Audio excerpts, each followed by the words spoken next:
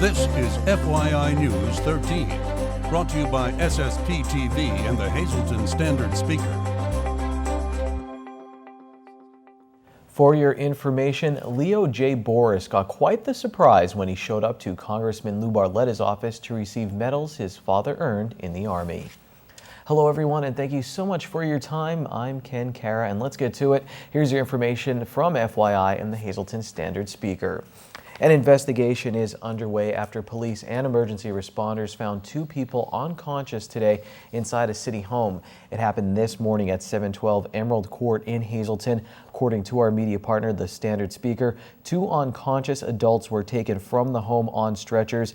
5 children were also found inside at the time of the call. Luzerne County Children and Youth was contacted. Hazleton code enforcement officials arrived on the scene just after 11 a.m. The investigation is continuing.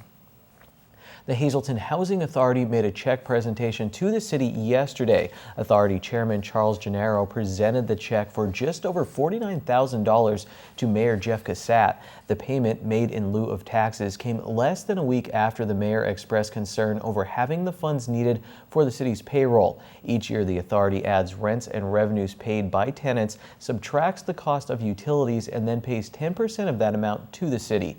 This is the largest check made to the city in 18 years. They served their country with honor, and yesterday Congressman Lou Barletta recognized the two local heroes with a special presentation. During a ceremony at his Hazleton office, Congressman Barletta presented the long overdue medals to William Monk Jr. of Drums for his service in the United States Navy. Monk served aboard the USS Ethan Allen. The congressman also presented medals to Leo J. Boris of Hazleton, the son of the late Leo E. Boris. The senior Boris had served with the United States Army during World War II and was wounded in 1944 while stationed in France. I can tell you I'm so humbled. I almost feel that I'm not deserving to be holding the medals of such great Americans, and to be a part of it, to present them to the families or to the veteran himself is just one of the most tremendous honors that I've done since I'm a member of Congress. To be there, and we found so many. I mean, this.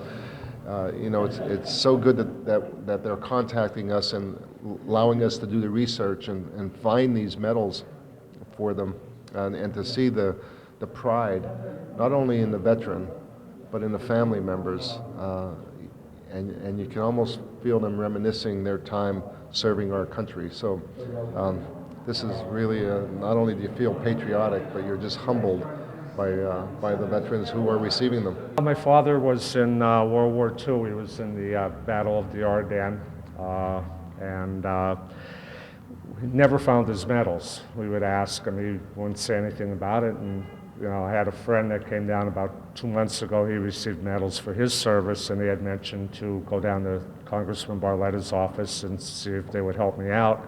And they did, and now after 70-some years, they finally have all of his medals from World War II. See the medals here today. It seemed like it meant a lot to you to get all of them and make sure you had all of them. I said, I'm totally speechless at the moment. I mean, I can't believe. I expected to come down and see 1 or 2 medals, a little service bar, and when they showed me the medals with, even the Bronze Star in there, it caught me off guard.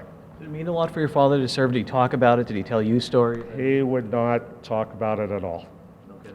So, yeah, we asked him, but no, no. So I could imagine what they went through. It's a wonderful thing. It's very proud of getting them. I was authorized for, but never received them. Things happen sometimes, and Lou Barletta's office, Senator Barletta's office, was very good in obtaining them for me. Actually, most of the time when I was in stuff was underwater. So I made what they call deterrent patrols on the FBM missile submarines. We'd go out for approximately 60 days, go out underneath the water. 60 days later, come back up. We would go to various areas that I don't know if I can say them or not because I don't want to release anything classified. But I did have an opportunity one time. We crossed the Arctic Circle, which I became an Order of the Blue Nose for doing that. But it was a wonderful branch of the service. Excellent food. When you're out on patrol, when you come back, you'd be about 20 pounds heavier because the food was so good. Meanwhile, William Monk also presented the congressman with a rare challenge coin. The congressman was honored to receive it and says it will be prominently displayed in his congressional office in Washington, D.C. Tomorrow is First Friday in downtown Hazleton, and this month's theme is Oktoberfest. I know what this was. We talked with Krista Schneider, Executive Director of the Downtown Hazleton Alliance for Progress. Lots going on tomorrow for First Friday. There's going to be a beer tent, beer and brats walk, chili cook-off, book signings, live music, art on exhibit, even some karate and free entertainment at the sanctuary. So we're very excited, looking forward to some good weather, I hope. For a complete list of First Friday events, go to downtownhazelton.org. As part of First Friday, there will also be a chili cook-off being hosted by Hazleton Power, and today is your last day to register. So all you have to do is go to a link on Hazleton Power's website. The chili cook-off will take place again as part of First Friday, and prizes include tickets to several festive haunted attractions in our area. To enter, it's so easy. Just go to hazeltonpower.org. Again, click on the chili cook-off image. It is the same image that's up on your screen. You can also call 570-956-7731 to register. We also have a link on our Facebook page.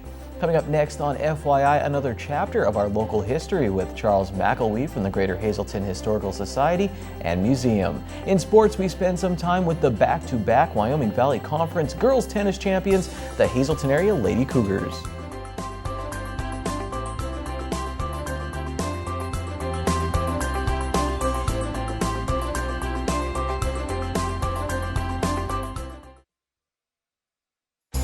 This is FYI News 13, brought to you by SSPTV and the Hazleton Standard Speaker.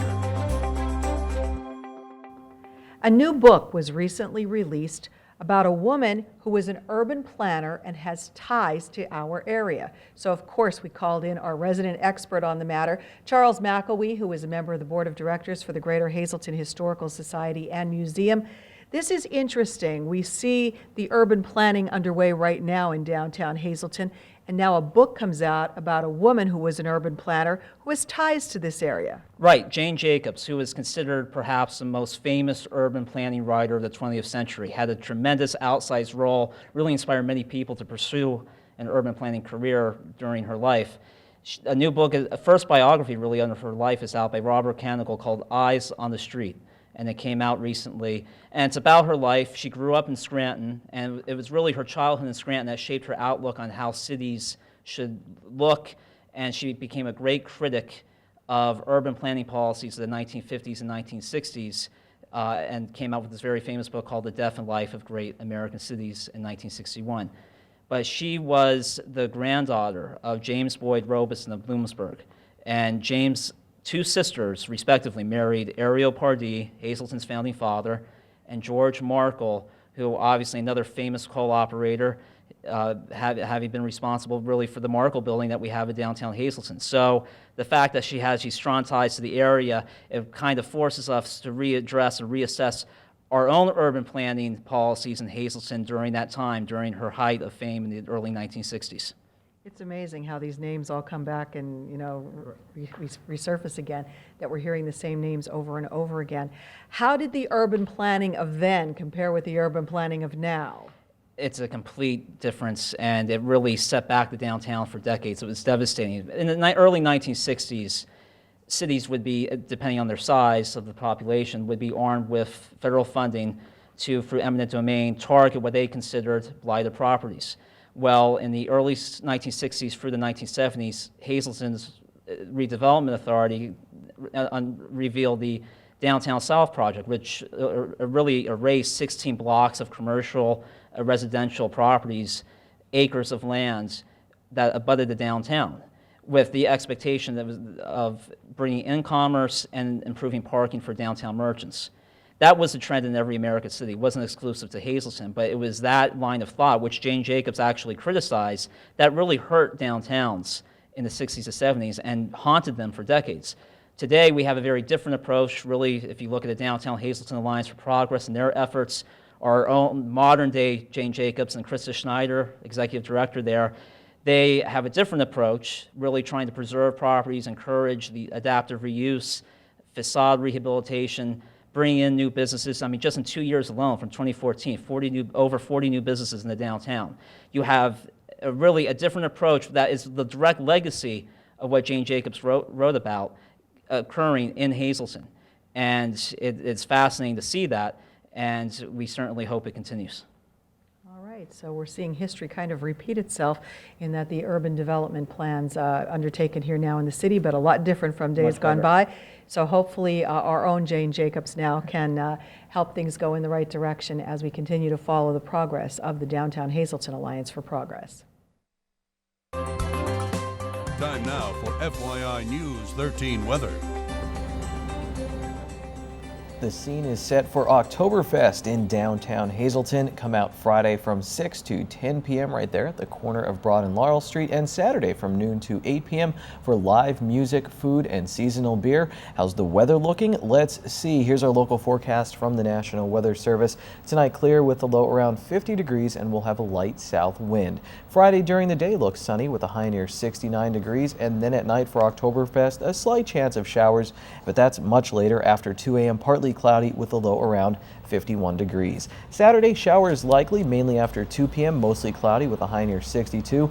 At night, showers likely before 8 p.m., partly cloudy with a low around 46. Sunday, mostly sunny, high in the mid-50s. Sunday night will be mostly clear with low of 40 degrees. And then on Monday, sunny with a high near 57. Monday night, mostly clear, low of 42 degrees.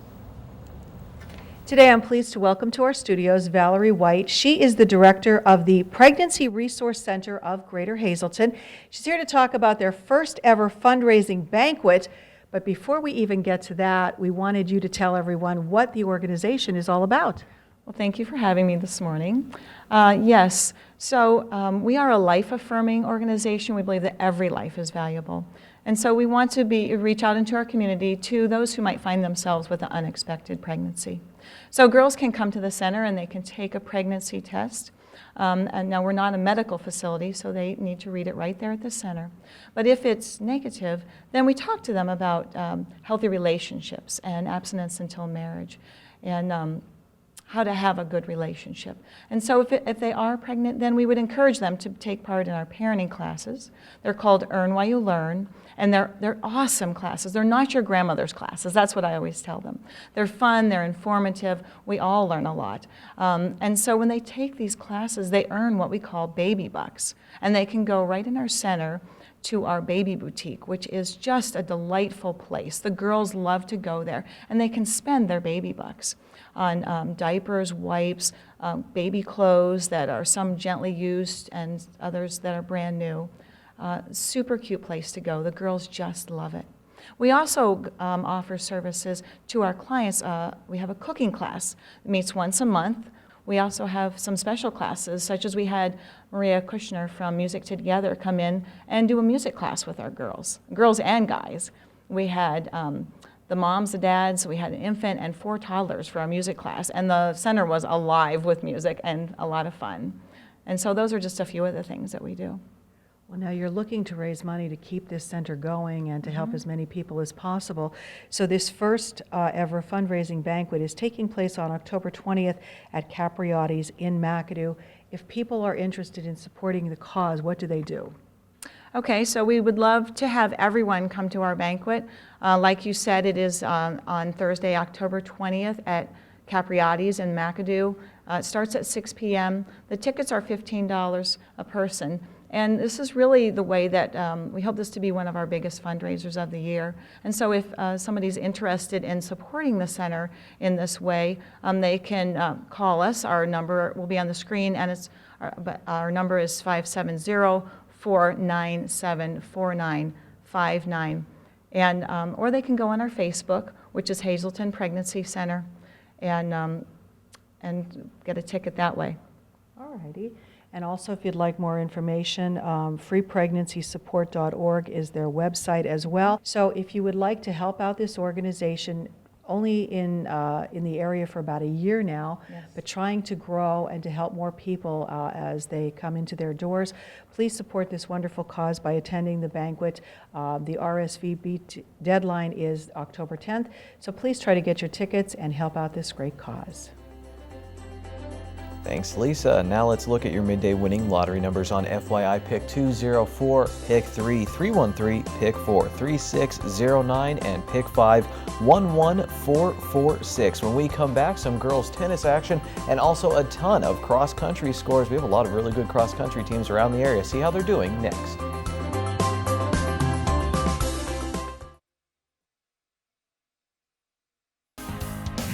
This is FYI News 13 Sports. I've never lost a game of Tecmo Bowl in my life. That's a fact. I'm a master at that Nintendo game. However, I've failed at least once in everything else I've tried. Going undefeated is hard work. It was Howie Day who said, even the best fall down sometimes, in his hit song, Collide from 2003. Well, there's something special going on at the Hazleton Area High School. The best are getting better, and I had the pleasure of talking with the back-to-back Wyoming Valley Conference girls tennis champions before districts start next week. This is the court where Katie Pavlik played #1 singles for the Hazleton Area High School. A member of the class of 2008, a dream came true for her when she was hired as head coach at her alma mater for the 2016 season. She knew she was inheriting a good team. Pavlik has been playing tennis with Hazleton's #1 singles player Stephanie Mazurek at the Valley Country Club every summer since Mazurek's 8th grade year. #2 singles player Lily Nowak went to the elementary school where Pavlik teaches. Plus, she coached against Hazleton Area while she was with MMI in 2015. So she knew all about the girls' talent, and when she says they have all improved this year, you can really take her word for it. It's very rare. My three singles are all undefeated. It's very rare that they have a bad or an off day. One of our things is we tell them to breathe. Sometimes they get too emotional into the game, and just breathe, kind of take that 1 minute and breathe, and then they're fine. The breathing and other tips have definitely helped. I think I definitely improved from last year. Last year I kind of just was consistent hitting in and what didn't hit that hard, but I've been really working hard. Like over the summer I worked really hard, and this year I've really improved, I think. They've taught me how to improve my strokes, my serves, and honestly that it's just a game at the end of the day, you know, like play your heart out and win, but it's like you have to have a good time first, and that was what they've really pushed, you know, like it's not all about winning always. Mazurek and Nowak won the District 2 AAA doubles championship last year. There's more expectations this year as they compete for team, individual, and doubles championships. But the Lady Cougars don't seem like they're sweating it. This year, Steph and I are hoping to take doubles champs, like gold again, and we're gonna do good. I believe in us, and we will do great.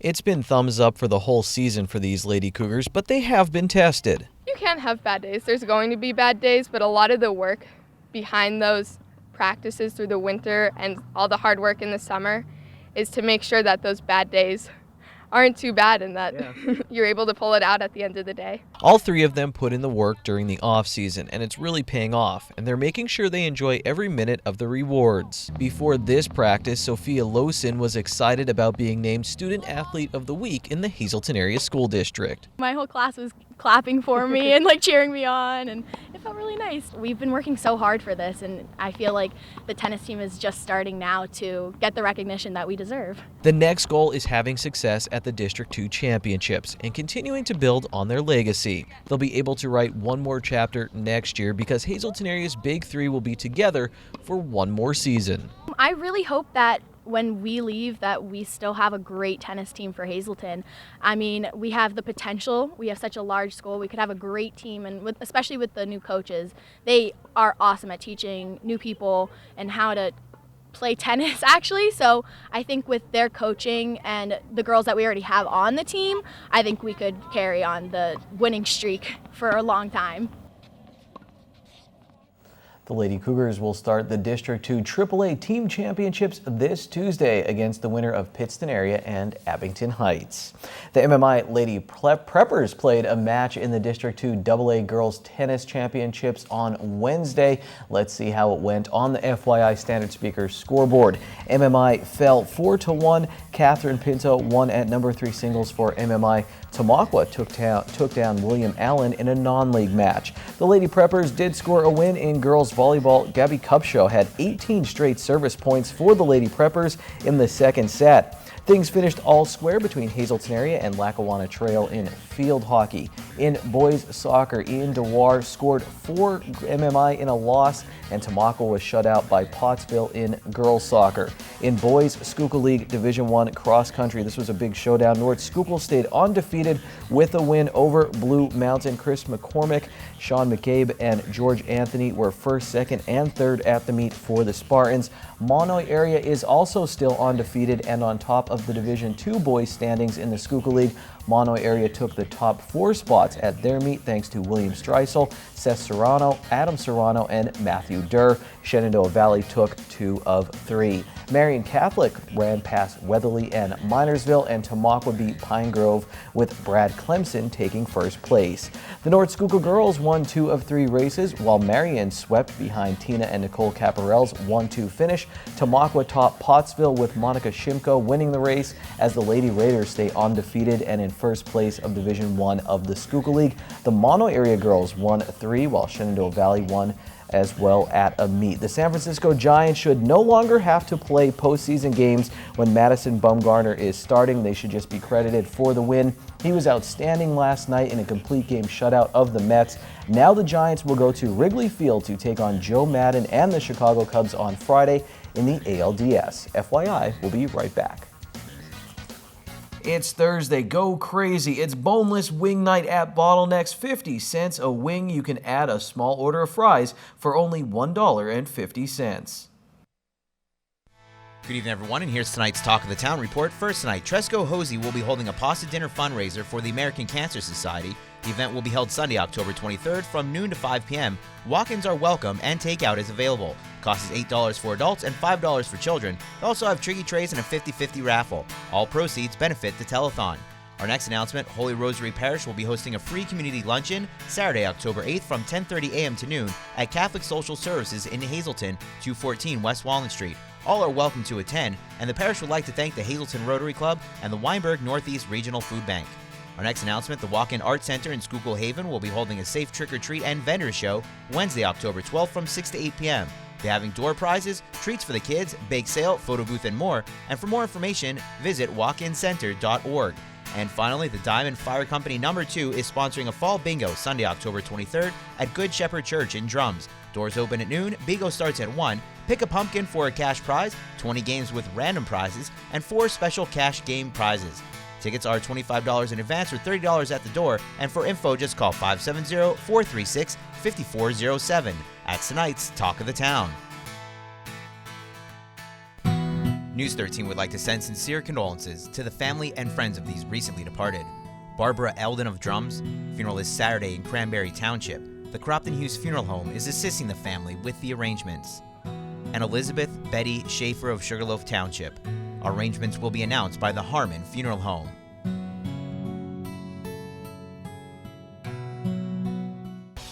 Attention pay-per-view subscribers, if you see your name now on News 13, you'll have 13 minutes to call in and win a free movie from Service Electric Cablevision.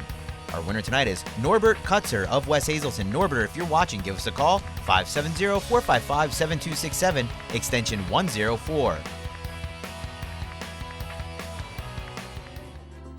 Tomorrow is Football Friday, but baseball will dominate the sportscast as Madden Mania begins in our area. Check out our story. That will be tomorrow on FYI. For breaking news, facebook.com/FYI News 13. We'll see you tomorrow. Take it easy, everyone.